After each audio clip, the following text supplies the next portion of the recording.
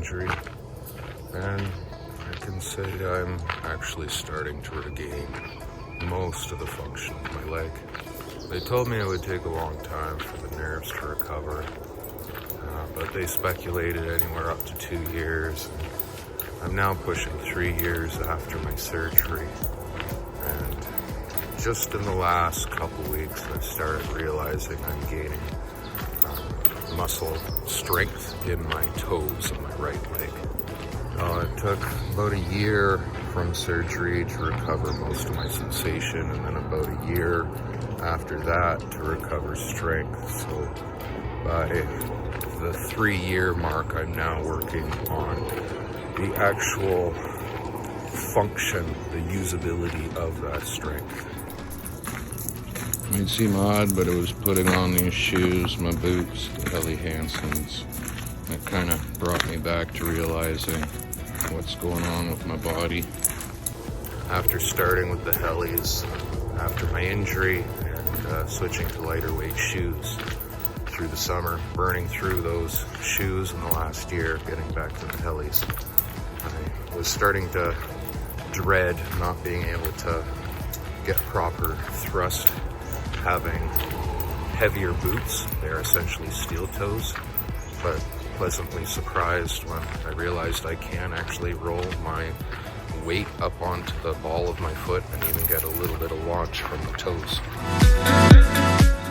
Despite how happy I am to be able to walk and jog, and now starting to be able to run again, it hasn't been a easy journey. There's been a lot of pain, and still to this day I wake up with nerve spasms and have a hard time sleeping through the night because of it. I most recently spent a period, about 2 months, where I had to sleep on the floor because it was the only place I could get the right pressure on my lower back to stop my legs from spazzing.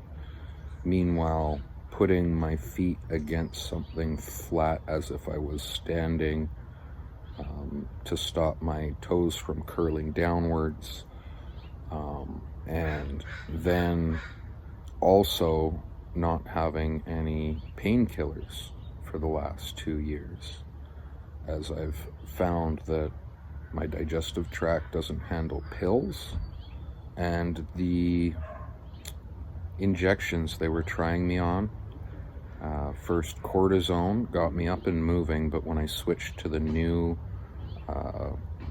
person, he moved me on to nerve blocking, which wasn't really helpful, and I wasn't in a place to even be aware of what was going on with my body. I was dealing with not being able to sleep, losing my memory, so that pain management professional basically said that he couldn't continue service if I couldn't remember the last visit, and thus was the end of my pain management. And I've kind of been going through it, just grin and bear and deal with what I can, take and leave every once in a while when I want to punish my digestive system. Along with being able to get a bit of strength off of the toes of my right leg. I believe coinciding with that recovery is also the diminishment of my muscle spasms and allowance for me to sleep in the bed again for like the first time confidently in 4 years since I hurt my back. While I was stuck at home, it never really stood out to me that I wasn't in bed. I was doing what I needed to manage my pain. You know, on the couch, flopped over, kneeling, whatever it was. I mean, I even tried hanging myself upside down at one point and nearly got stuck there. But when I am at a sitting and I go to set up my bed every time, I realize what my sleeping requirements are. So at my current sitting, 2 cats, 2 dogs, I wouldn't be able to sleep on the couch because the animals would keep me awake all night as they come and pester me for attention and whatnot. Which then, sleeping in the room, there's the bed there, and it forces me to look at the bed and make a decision between the bed and the floor. So I was like, you know what, I haven't really tried sleeping in a bed too much in the last couple months. I'm just gonna go for it, and it's been working. My back is sore, but I'm not waking up with the spasms like I was. And I didn't really reflect on it till realizing I'm also regaining some strength in my toes. So I believe those two coincide, and the sensation that I was feeling just to like lay down on the ground has subsided. Now I'm getting a sensation I just need to take a break and relax. But for a long while, nearly 2 full years, I would actually get an overwhelming sensation that my back has reached its limit and nowhere else but the floor will do right now. If I reflect on why a little bit, it's because I happen to find a pressure point that relieves me of my pain.